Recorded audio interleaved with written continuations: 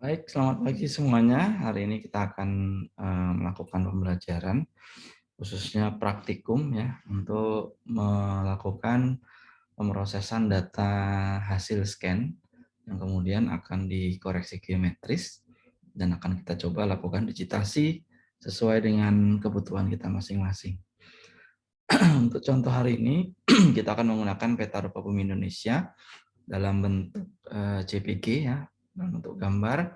Nah, kita download, kemudian kita akan proses menggunakan Quantum GIS atau QGIS ya. Nah, jadi bisa dicoba untuk membuka browser masing-masing dulu. Boleh Chrome, boleh Firefox, boleh apapun ya. Nah, ini coba saya share screen. Baik, jadi harusnya sudah muncul sekarang share screen-nya. Jadi alamatnya ya ada di tanahair.indonesia.go.id. Alamat ini juga akan saya kirim ke grup WA kelas supaya bisa langsung diklik. Nah, bila sudah sampai di sini, ada tombol untuk masuk atau daftar. Kalau misalnya belum pernah menggunakan website ini, silakan mendaftarkan diri. Di situ ada fasilitas untuk mendaftar. Tapi karena saya sudah pernah mendaftar dan sering menggunakan, saya tinggal memasukkan username dan password. Selanjutnya saya akan login ke dalam website tanahair.go.id ini. Nah, dari sini kita bisa mendapatkan beberapa peta cetak ya. Jadi di bagian tab download ini ada peta cetak dengan beberapa pilihan. Yang pertama adalah dari peta rupa bumi Indonesia, kemudian peta lingkungan laut nasional dan lingkungan pantai Indonesia (LLN) atau LPI, ada peta ZEE dan peta kebencanaan. Jadi yang paling sering yang kita perlukan adalah peta RBI ya. Kita klik RBI format JPG dan PDF. Kemudian untuk wilayah Kalimantan biasanya kita hanya punya di skala terbesar itu 50.000. Nah, di 50.000 saat kita klik, kita akan bisa mendapatkan tampilan peta Indonesia yang kemudian ada grid-gridnya ya. Nah, gridnya ini adalah lembar peta yang bisa kita download gitu ya. Jadi semua peta dalam skala 50.000 itu ditampilkan dalam diorganisir dalam grid-grid ini sehingga satu lembarnya bisa memuat informasi yang cukup dalam selembar kertas ukuran sekitar A1 ya, sekitar A1. Baik, saya coba ambil satu peta untuk wilayah kota Samarinda.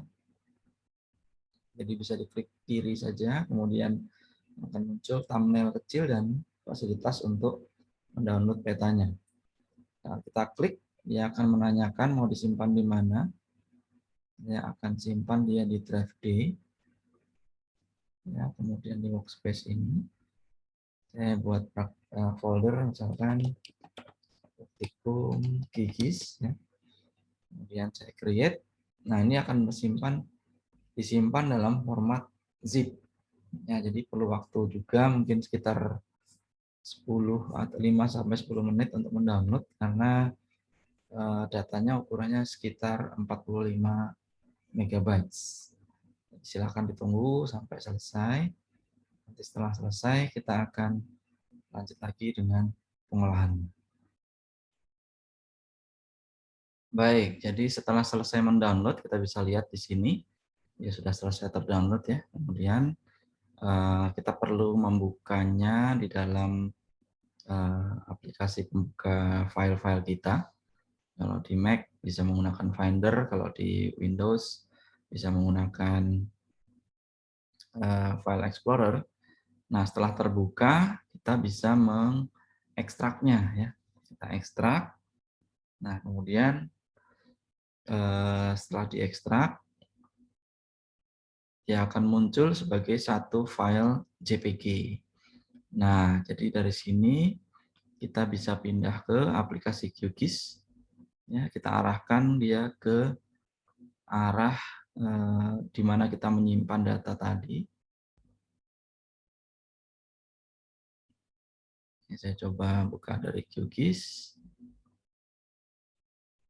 Nah, Mudah-mudahan sudah tampil di GeoGIS-nya. Nah, dia sudah sekarang muncul sebagai satu file JPG di situ ya. Jadi filenya dikasih nama berdasarkan nomor lembar peta dalam sistem di dalam BIG. Jadi 1915-41.jpg. Nah, inilah yang akan kita proses hari ini dengan melakukan koreksi koordinat ya. Jadi bisa kita tampilkan. Nah, ini petanya dalam bentuk JPEG. Jadi skala dan koordinatnya masih belum pas ya. Nah, saat kita mau memulai pekerjaan ini, langkah pertama yang harus kita lakukan adalah kita perlu mengecek dulu apa sistem koordinat yang digunakan oleh data ini gitu ya, dalam peta rupa bumi ini. Kita bisa memeriksa dari bagian kanan ini, dari bagian judul kita zoom in ke sana. Kemudian kita zoom in lagi. Setelah kita bisa melihat peta rupa bumi Indonesia, skala berapa, lembar berapa, di daerah mana, kita bisa masuk ke sini untuk melihat sistem koordinat apa yang digunakan oleh peta cetak ini. Dari sini terlihat bahwa dia menggunakan proyeksi transverse Mercator dengan grid universal transverse Mercator dengan datum horizontal pada datum Indonesia 1974. Nah, ini yang perlu kita ingat ya, nanti pada saat kita memasukkan sistem koordinat, kita harus memasukkan sesuai dengan koordinat yang sistem koordinat yang digunakan. Nah, langkah selanjutnya dari menu raster di atas ya, jadi mungkin tidak terlihat di komputer di Zoom, tapi bisa dicek di menu raster.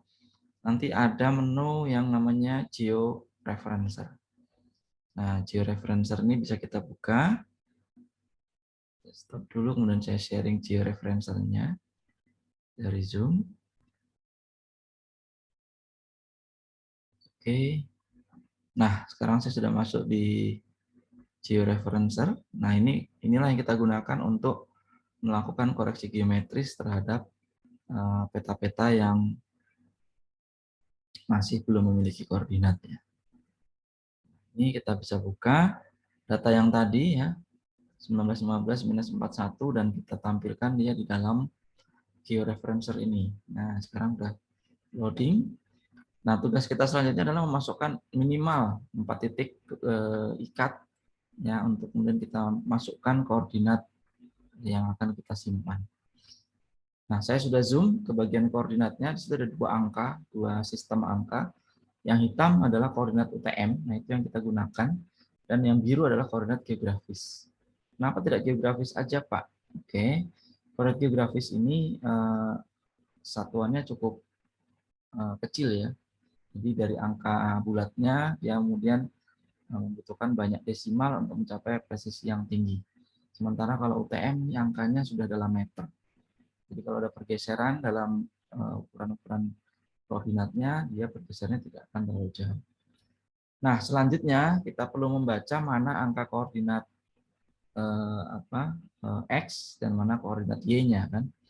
Nah, untuk koordinat X itu bisa dilihat yang angkanya tegak lurus. Ya, yang angkanya tegak lurus adalah 500.000 di sini, dan yang Y adalah yang angkanya horizontal atau mendatar. Di sini angkanya 9972367. Nah, ini yang akan kita masukkan ke dalam bagian masukan untuk koordinat. Caranya kita bisa memilih icon add point ini, kemudian kita letakkan pada persimpangan garisnya ya. Kemudian saat sudah kita klik ya, dia akan menampilkan tempat untuk memasukkan koordinat. Jangan lupa yang X adalah yang berdiri ya. Kemudian yang Y adalah yang mendatar. Itu. Nah, dia akan muncul sekarang di bawah ini. Jadi ada di sini disebutnya GCP table ya. Jadi ada di koordinat petanya berapa, nah koordinat di sesungguhnya berapa, itu ada di sini. Nah, ini bisa kita lihat ya. Nah, kemudian kita perlu memasukkan 3 yang lainnya. Tadi sudah yang pertama, sekarang yang kedua di kanan atas. Nah, ini kita masukkan lagi titiknya. Kemudian kita masukkan angka koordinatnya. Nah, kali ini yang berubah adalah koordinat X-nya ya, karena kita bergeser ke kanan. Jadi itu, kemudian yang koordinat Y-nya kebetulan tidak berubah sama sekali ya, masih sama persis. Ya, kita masukkan. Kemudian lanjut ke titik yang ketiga di sebelah kanan bawah.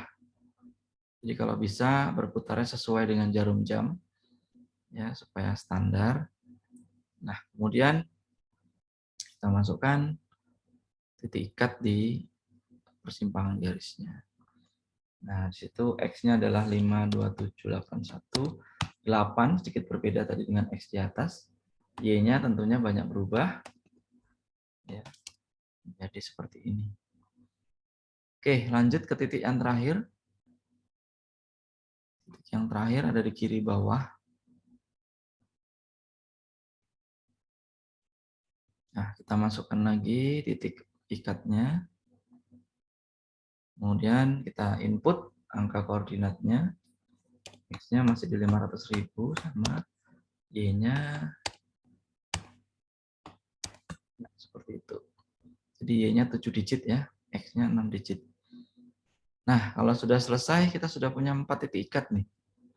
Ya, sudah punya 4 titik ikat. Jadi kita sudah bisa mencari solusi untuk georeferensinya ini. Ya, jadi dari sini kita bisa langsung klik di sini untuk menyimpan dulu. Menyimpan titik-titik GCP yang sudah kita lakukan tadi. Kita beri nama yang sama saja dengan lembar petanya ya. Gunanya apa? Nanti saat kita perlu melakukan pemanggilan kembali titik-titik tadi, kita udah bisa langsung memanggil dari file yang kita simpan. Oke, selanjutnya kita bisa lakukan proses georeferencingnya ya.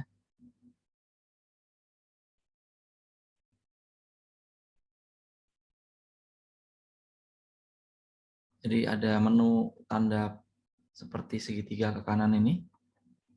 Nah, dia akan menanyakan transformation type-nya ada atau tidak ya.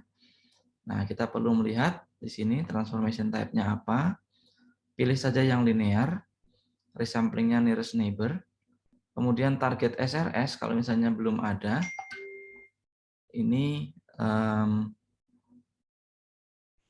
bisa klik yang di bagian kanan ini, select CRS. Kemudian kita masukkan datumnya, tadi masih ingat ya, datum ID 74 atau ID 74.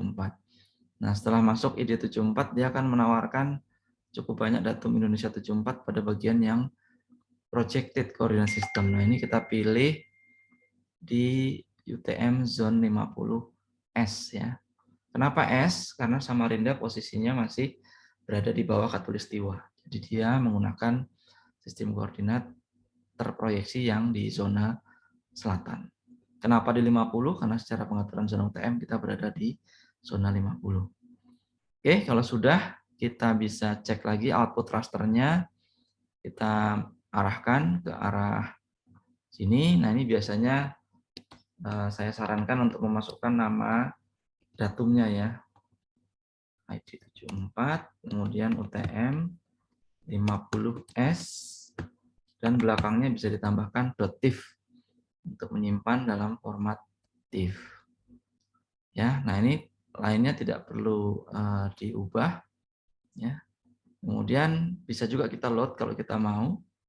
Ya, kita klik saja dan kita lakukan proses georeferencingnya.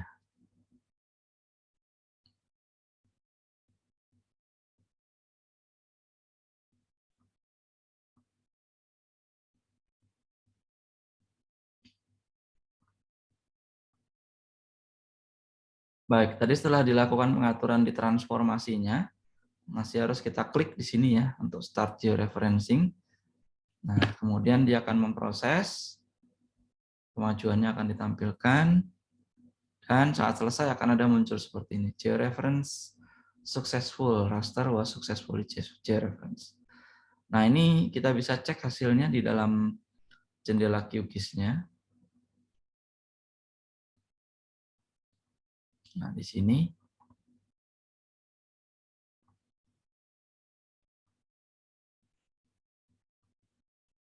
Ya, kita kembali ke jendela QGIS. Nah, ini sudah ditampilkan sekarang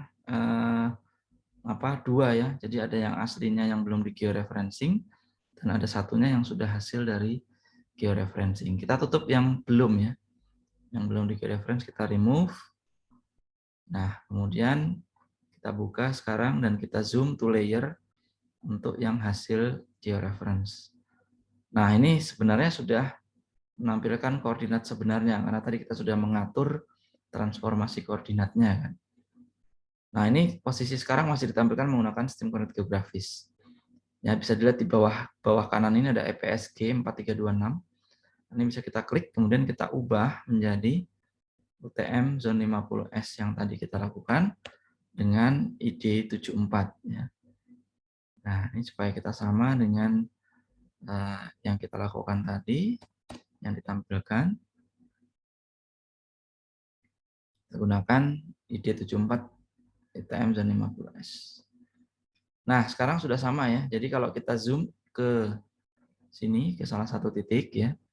Ini kan harusnya koordinatnya 500.000 dan 9.972.367. Kita letakkan titiknya. Nah, kita lihat di koordinat di bawah ini. Di bawah sini, nah ini akan mengikuti posisi koordinat kita. Ya, jadi ini sudah selesai. Nah, langkah selanjutnya adalah kita perlu menyamakan sistem koordinat yang digunakan ini dengan yang umum digunakan kita untuk memproses data yang lain. Nah, biasanya kita menggunakan datum WGS 84 ya, bukan Indonesia 74. Sehingga kita perlu memindahkan data raster ini menjadi menggunakan sistem datum WGS 84. Caranya dari menu raster bisa turun ke projections, kemudian nanti ada warp atau reproject ya. Nah, itu inputnya kita biarkan yang sudah tampil tadi. Kemudian source CRS-nya bisa kita pilih dan pastikan lagi sama ya Indonesia 74 zone 50S.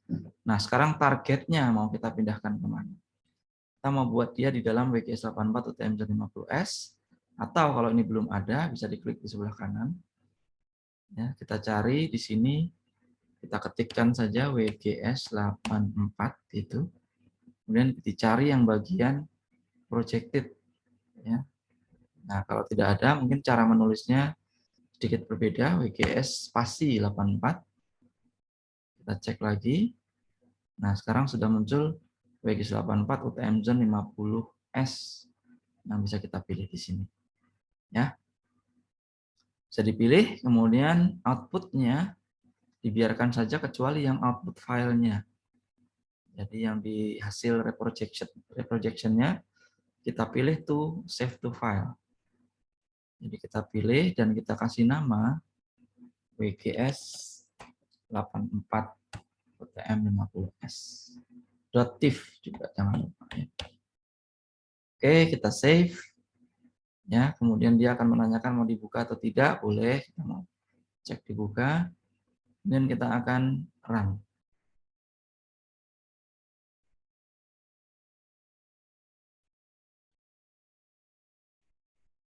Oke, sampai di sini kita sudah menyelesaikan proses koreksi geometris dan memindahkan atau mentransformasikan koordinat dari datum Indonesia 74 ke WGS 84. Nah, setelah dari sini kita bisa memulai mendigitasi ya. Kita bisa tutup yang Indonesia 74. Ya, kita tutup. Kita periksa lagi sistem koordinat yang digunakan. Ini masih menggunakan Indonesia 74 di kanan bawah. Kita ubah dulu menjadi WGS 84 UTM Zone 50S. Nah, setelah ini sekarang bisa kita lakukan digitasi sesuai dengan kebutuhan kita. Jadi untuk contoh nanti silakan didigitasi minimal 20 fitur, 20 titik, 20 garis dan 20 poligon ya. Ya, menggunakan cara yang kita gunakan tampilkan sekarang. Nah, untuk melakukan digitasi kita bisa membuat shape filenya dulu ya. Jadi kerangkanya dulu kita buat, kemudian baru nanti kita lakukan digitasi. Nah, untuk membuat layer baru kita bisa mengakses menu layer, kemudian ada menu create layer, kemudian kita bisa pilih yang new shape file layer. Kita beri nama, misalkan di sini elevasi ya. Nanti kita akan mendigitasi titik elevasi. Kita masukkan sistem koordinatnya sama dengan yang kita gunakan sekarang, BG84 50S ya. Kemudian kita beri satu field baru namanya elef ya. Ini tipenya diganti menjadi whole number untuk tidak menggunakan desimal. Kemudian ada tombol add to field list, ini kita klik. Akan menambahkan kolom untuk kita memasukkan elevasi. Setelah itu, oke, ada sedikit error ini karena tidak bisa menulis. Saya coba lagi. Saya buat di tempat lain. Tadi mungkin tempatnya belum tepat. Saya buat elevasi. Kemudian save.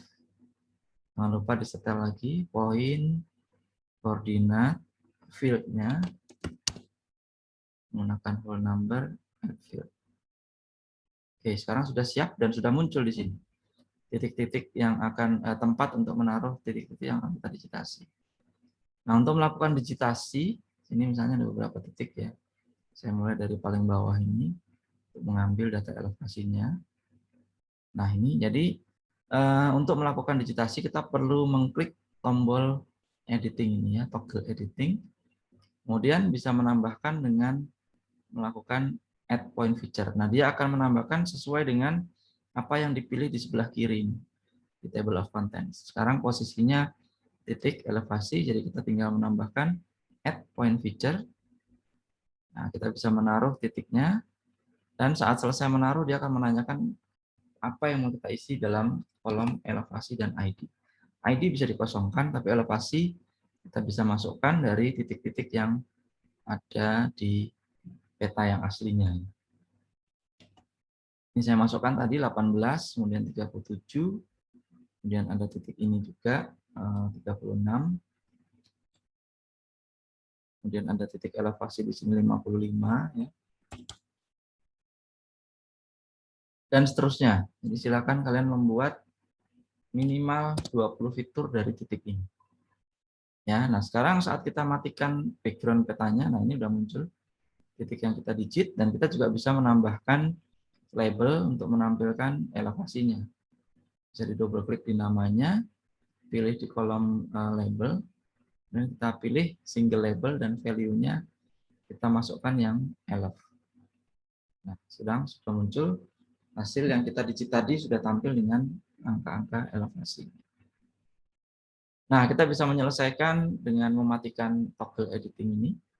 Dia akan menanyakan mau di-save atau tidak. Kalau kita save, dia akan langsung ter-save sebagai fitur titik.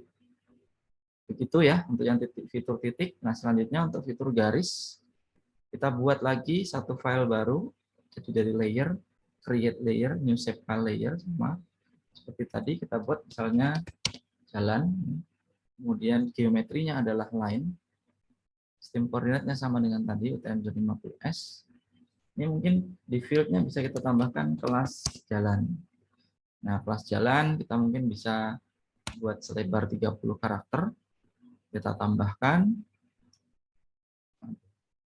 Saya lupa lagi nih menaruhnya, harusnya di folder yang bisa ditulis. Jadi diklik di 3 titik ini. Kemudian kita masuk di direktori kerja kita. Kemudian diulang lagi, line, ininya UTM 50S, kelas jalan, lebarnya cukup 30, kita tambahkan kolom dan oke. Nah, sekarang kalau kita mau mendigit jalan, kita pastikan kita klik dulu di table of content-nya, dia menuju ke jalan. Saat kita klik di sini, toggle editing, nah dia sudah bisa membuat jalan-jalan yang kita mau digitasi menggunakan fitur add line features. Nah, satu hal ya untuk masalah digitasi ini penting untuk saya sampaikan bahwa ada proses di mana dia bisa melekatkan titik-titik yang kita digit itu sesuai dengan titik yang lain. Jadi itu namanya snapping ya. Kita bisa cari di toolbar, kita klik kanan saja di sini. Kemudian ada snapping toolbar. Nah, ini kalau kita nyalakan magnetnya ini, dia akan bisa menangkap gitu ya, menangkap saat dia mau apa berdekatan dengan titik-titik yang sudah kita digitasi. Nah, ini bisa kita cek, ada beberapa yang bisa kita digit yang mana, kita pilih yang aktif atau all gitu ya, bisa kita pilih yang all, kemudian kita bisa lakukan penangkapan ini dengan apa saja ya. Ini dengan vertex, artinya dengan titik-titik antara, kalau masih ingat penjelasan tentang vertex. Kemudian yang penting lagi adalah intersection, mungkin harus kita okekan. Jadi all layers, kemudian ini vertex, dan ini allow snapping di intersection. Nah, nanti aplikasinya saat kita membuat titik dengan tombol ini ya, add line features, kita mungkin mendigitasi. Nah, ini perlu diperhatikan nanti skalanya ya. Jadi karena kita bekerja dengan skala 50.000 di sini, saat melakukan digitasi pastikan skalanya minimal 25.000. Kalau di saya sekarang posisi skalanya sudah di 25.000. Nah, saat sudah di terakhir kita klik kanan ya untuk menghentikan. Nah, nanti dia akan menampilkan memberi kesempatan kita untuk memasukkan kelas jalan dan ID. Tapi sementara mungkin tidak perlu kita isi dulu. Diokekan saja. Nah, sekarang jalan sudah muncul saat kita matikan yang di bawah. Nah, itu titik jalannya sudah muncul. Nah, kita bisa menyambungnya. Nah, ini saat kita menyambung yang baru, dia akan menangkap ke titik terakhir atau vertex-vertex yang ada di tengahnya. Perhatikan ya ini. Nah, ini. Jadi kita tempelkan dengan yang terakhir, baru kita lanjutkan digitasinya ke titik selanjutnya. Saat selesai, klik kanan lagi, oke lagi. Begitu juga yang ini, di persimpangan, kita digitasi lagi sesuai dengan gambar yang ada di peta. Saat selesai, dia akan membentuk 3 garis ini, dan ini saat kita pilih menggunakan select features, ya. Nah, ini bisa dipilih 1, 2, dan 3 segmen yang terpisah. Tapi dia tersambung di sini secara sempurna ya, dia tersambung secara sempurna. Nah, ini nanti akan membantu kita untuk memastikan datanya benar. Oke, yang terakhir untuk poligon, jalan dan elevasi sudah. Sekarang poligon, idealnya poligon ini kita digitasi dari besar dulu gitu ya. Jadi dari yang besar ini kita digitasi, kemudian kita potong-potong, baru nanti kita beri keterangan yang di dalam itu sebenarnya apa. Gitu kan. Ya, jadi kita coba ya dengan dari layer, create layer dan new shape file layer. Nah, kita bisa masuk di sini dengan membuat tutupan lahan atau kita singkat T lahan ya. Oke, ini T lahan. Kemudian foldernya ya di situ. Bisa P, jangan lupa. Geometry type-nya adalah poligon ya. Pilih yang poligon. Projection-nya dipilih yang UTM Zen 50 SL84. Field kita perlu masukkan T lahan. Nah, kita mau memasukkan jenis tutupan lahan apa saja yang ada di situ. Kita tambahkan satu kolom namanya T lahan, lebar 40 dengan tipe teks ya. Kemudian kita okekan. Nah, sekarang kita sudah punya T lahan. Nah, selanjutnya kita bisa mendigit ya, dari besar dulu. Toggle editing, posisi sudah terpilih T lahan ya. Nah, kita bisa menambahkan poligon di sini. Nah, di sini harusnya dia bisa menang. Oh, karena ini bukan fitur ya. Jadi kita ikuti saja kira-kira kotak dari rupa bumi ini ya. Setelah 4 titik, kita klik kanan untuk menyelesaikan. Nah, ini poligonnya. Nanti setelah ini baru kita belah-belah ya. Jadi kita pilih dengan select features. Nah, kemudian nanti bisa kita potong-potong poligonnya. Nah, kita bisa gunakan split features ya. Nah, misalkan nanti kita bisa zoom in, kemudian kita mau potong di sini misalkan.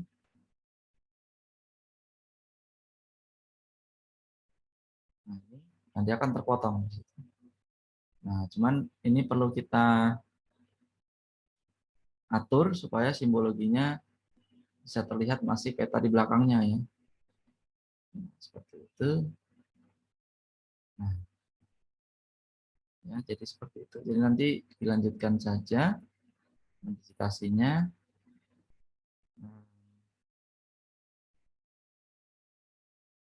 sama nanti mungkin sambil dicari ya bagaimana untuk bisa menampilkan yang terpilih ini tidak dengan diblok warnanya, karena kita masih perlu mendigit di belakangnya kan berdasarkan informasi di belakang. Nah, ini yang masih perlu dicari. Nanti saya akan sampaikan lagi nanti kalau sudah ada caranya. Tapi sementara kalian bisa sambil mencari caranya. Baik, sementara mungkin itu dulu yang bisa saya sampaikan untuk hari ini.